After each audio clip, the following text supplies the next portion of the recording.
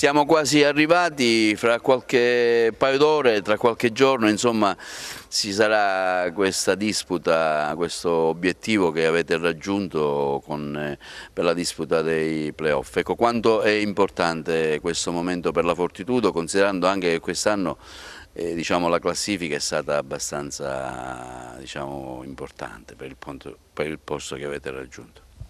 Sì, finalmente siamo quasi arrivati alla fatidica giornata, fra 2 giorni giochiamo finalmente questi playoff. Siamo tutti quanti contenti, vedo anche che c'è entusiasmo da parte dei tifosi, noi giocatori e lo staff e carico dirigenti che sono tutti quanti impegnati, difatti si sente un clima piacevole. Noi lavoriamo per questo per 10 mesi e finalmente ci siamo arrivati. Una squadra forte questa del Contatto Bologna che addirittura ha preso anche un rinforzo. Sì, è una delle squadre che ovviamente insieme alla Virtus, Treviso, Trieste puntano ovviamente a vincere il campionato.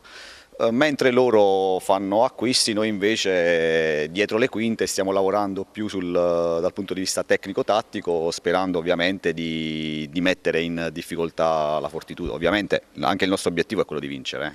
E quale sarà magari il segreto, il grimaldello che può aprire questa porta per sconfiggerli e andare avanti?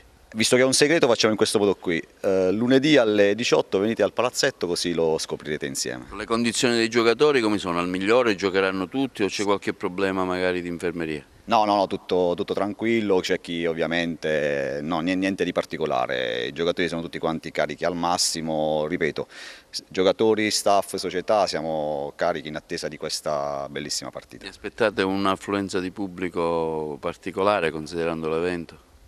Come minimo, voglio dire, è l'evento più importante, la cosa più importante sono i playoff, poi ultimamente anche i tifosi, leggendo su Facebook, vedendo un po' quello che sta succedendo intorno, credo che sono entusiasti di venire a vederci, quindi noi siamo contenti di questo. Inutile chiederle un commento su quanto detto dal coach del Bologna, no?